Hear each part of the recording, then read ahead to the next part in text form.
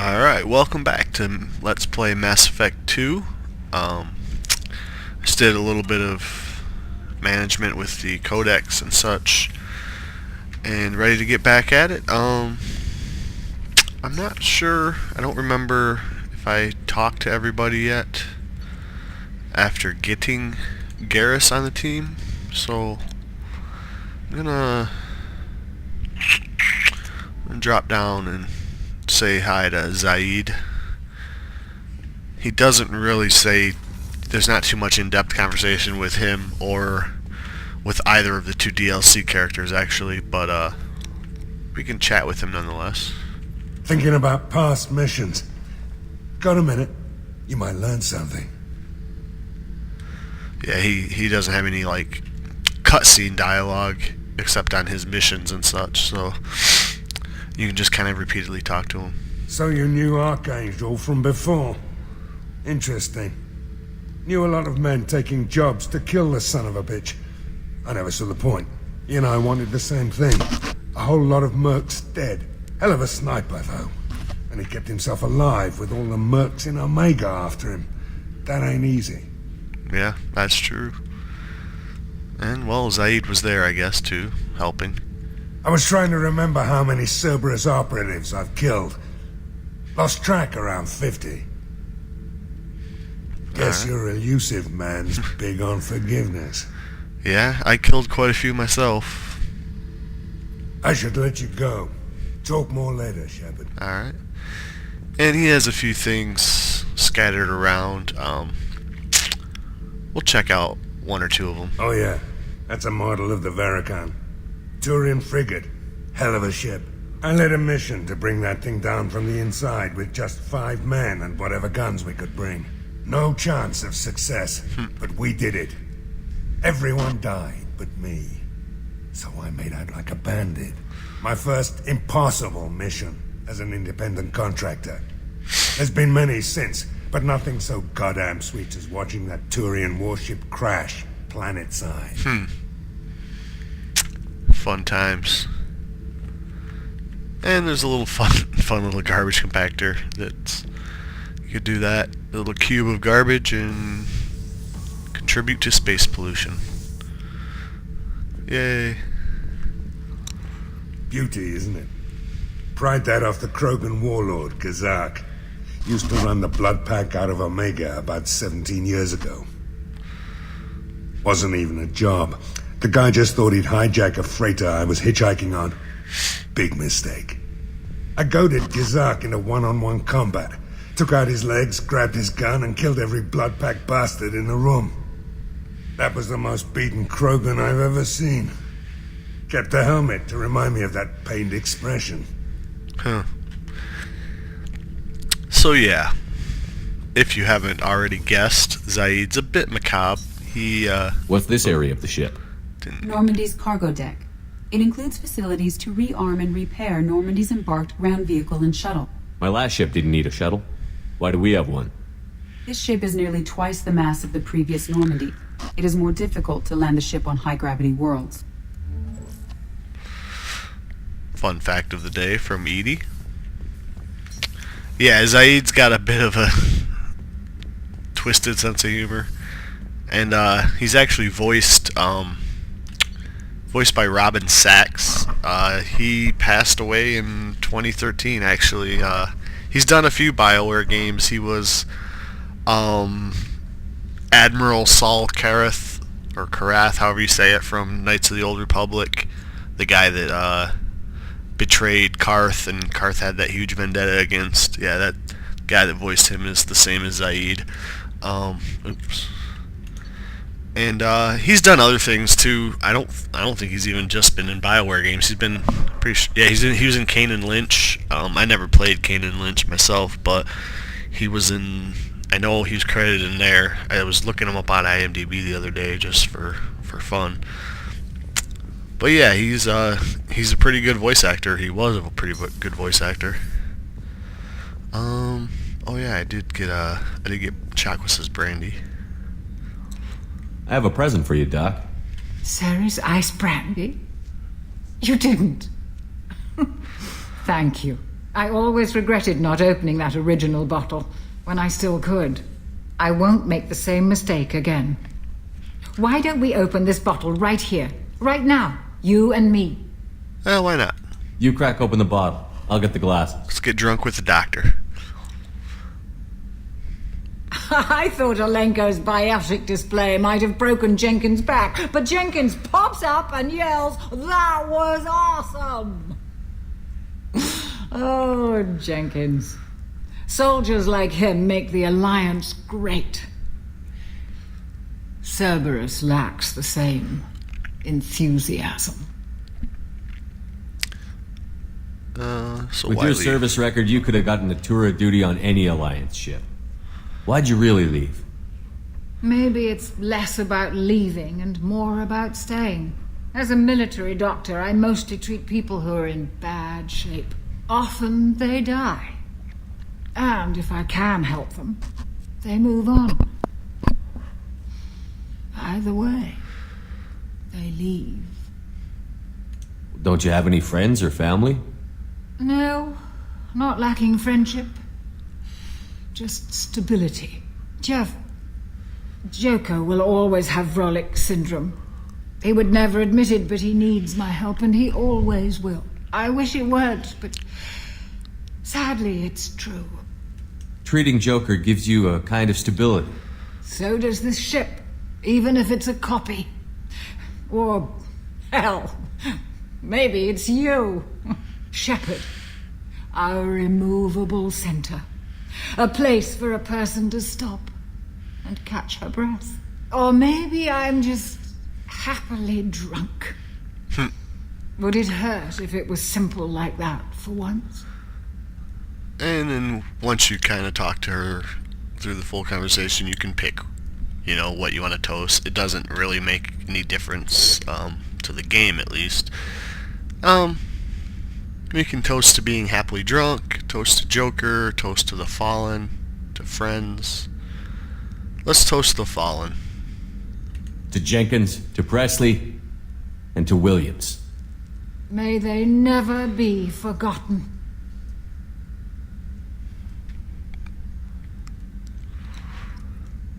It's a good time. And we are drunk.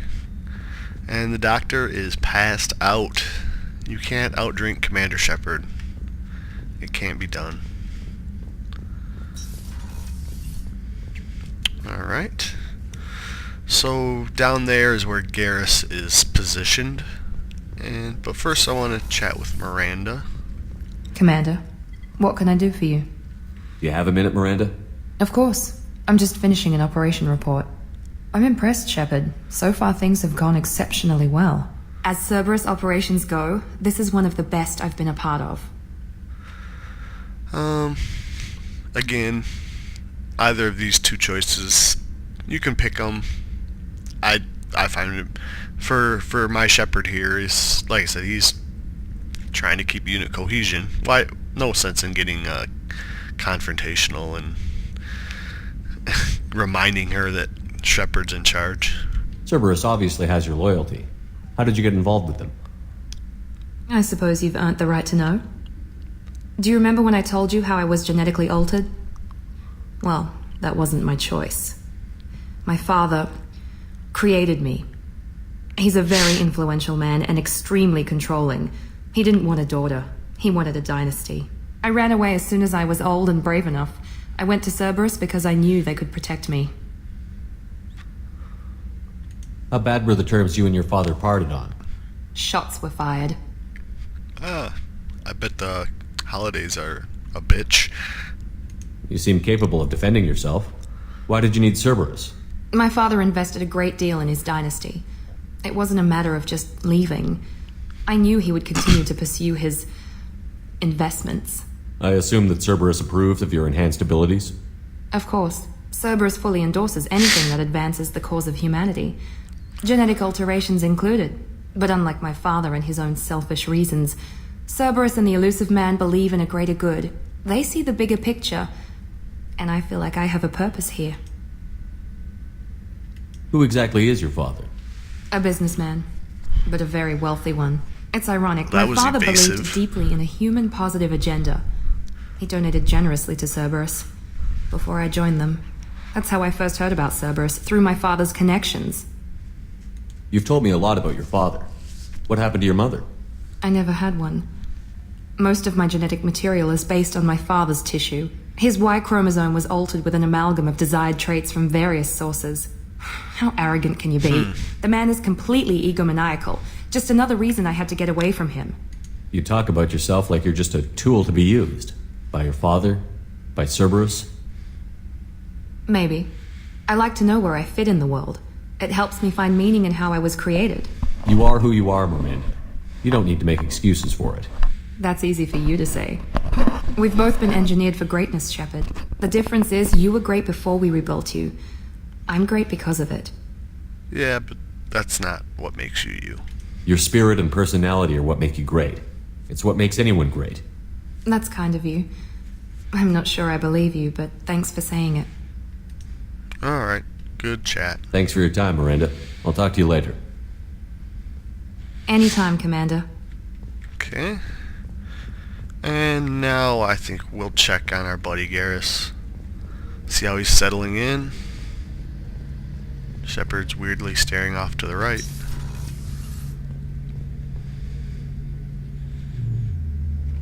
There's a codex entry there. Shepard, need me for something? What can you tell me about the Normandy's armaments? Looks like Cerberus upgraded what the ship carried before. Should have a bit more kick. I still don't like our chances against a collector ship, though. Not unless we upgrade the guns. Alright, so we'll have to keep that in mind. Have the Cerberus crewmen given you any trouble? I think being part of the team that took down Saren got me some points. Everyone I talked to was polite, anyway. Don't worry, Commander. We're all working together. Good to know. Have you got a minute? Sure. Just checking the weapon systems. You can never be too careful. I thought I'd seen every weapon in the galaxy in our fight against Saren. Mercenary work showed me otherwise. And now Cerberus rebuilds the Normandy with a few upgrades to boot. I wish we joined up with them sooner.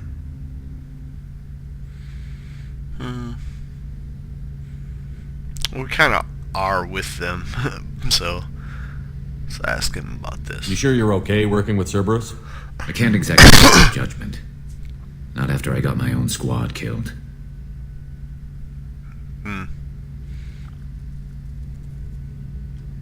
How'd you end up fighting mercenaries here on Omega? I went back to CSEC after the Normandy was destroyed, but with all the rebuilding at the Citadel, there was too much chaos for me to really help.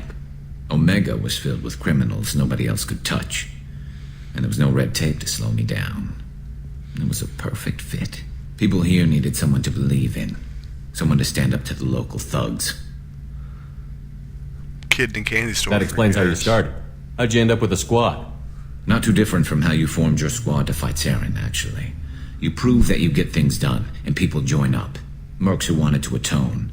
Security consultants tired of playing by the rules. I gave them hope. And now they're dead. Robin Hood and his band Shows of merry me. men. Except he was killing the corrupt instead of robbing the rich. So What did your merc squad do? It didn't sound like you were available for hire. You saw Omega. It was full of thugs kicking the helpless. I formed my team to kick back. We weren't mercenaries. At least nobody was paying us. We made money by taking down slavers, pirates, or gangs that went too far. He wasn't a thug. He wasn't mugging people. Doesn't sound like you made any friends with the gangs. I got 3 separate merc bands to work together to take me down. My manager at CSEC would be impressed. It was simple. We'd hit their shipments, disrupt activities, get under their skin, make them angry. They'd come charging right into our well-prepared kill zone, crossfire and snipers, clean and surgical. They never stood a chance. How did those mercenary gangs take down your team? It was my own damn fault. One of my people betrayed me. A Turian named Sidonis. He drew me away just before the mercs attacked my squad. Then he disappeared. Everyone except me is dead because of him. And because I didn't see it coming. So we got Garrus again with a personal vendetta of sorts. Kind of rubbing him. Gonna have to figure this out, I think. I'm not sure I understand. What happened exactly? Sedonis asked for my help on a job. When I got to the meeting point, nobody was there. By the time I got back to our hideout, the mercs had killed all but 2 of my squad. And they didn't last long. Are you sure it was a betrayal? Maybe they took Sedonis out first. No. I put out feelers with some old contacts. He booked transport off Omega just before the attack. He also cleared out his private accounts before he left. He sold me and ran. Sounds possible, I guess. Do you know where Sedonis is now? No. His trail vanishes after he leaves Omega, but I'll keep hunting. I lost my whole team except for Sedonis. One day I'll find him and correct that. Huh. Thanks for coming by, Shepard. I've got some things to take care of. Definitely eating at him, you can tell. But we'll let him be for now. Let's go talk to... I think Jacob is the last crew member.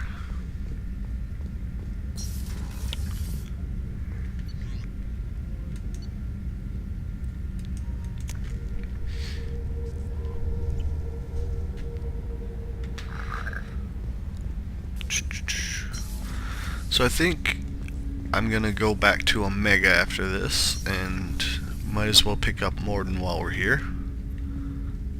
Commander, can I help I'm you with more something? interested in just talking for a bit. Already? Didn't have to cut him off. I'm not big on forcing these talks, Shepard.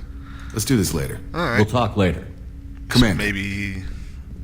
Maybe I talked to him before I saved last time and ended the last session, but I don't remember. So, go visit Joker. Not sure if I talked to him last session or not, but we might as well check.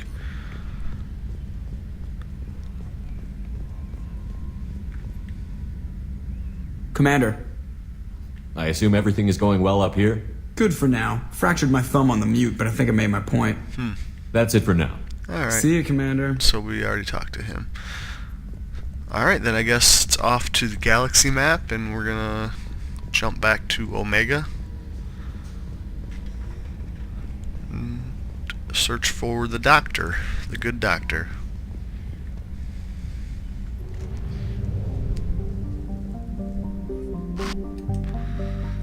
Well, Doc. And we don't need to watch the docking sequence again. I did like that they made those cutscenes skippable, because like with Mass Effect 1, every time you docked at the Normandy or the at the Citadel, you had to watch that little cutscene of coming into the docking bay, and it was just repetitive and boring after the first couple times you see it. So heading to see Morden. So, well, we'll bring Garrus, get him right into battle, and let's take Miranda.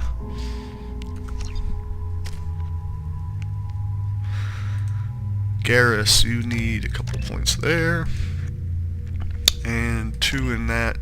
Although I'm not a fan of concussive shot, I need it to get to overload, and now I have 3 characters with overload, and I'm gonna actually get level 3 of that, and we're all spent up on there. So yeah, overload's one of the better abilities in Mass Effect 2, because most of the enemies, like throughout the game, you're gonna run into shields more than anything else. And yeah, we got it all set up. Yeah. Quarantine warnings about the slums where Dr. Morden Solus runs the clinic. Anticipate resistance at the transport station. I have also run searches for reports on Archangel. The various mercenary groups appear to believe that he is dead. Works for me. Works for me too, Garrus. Alright.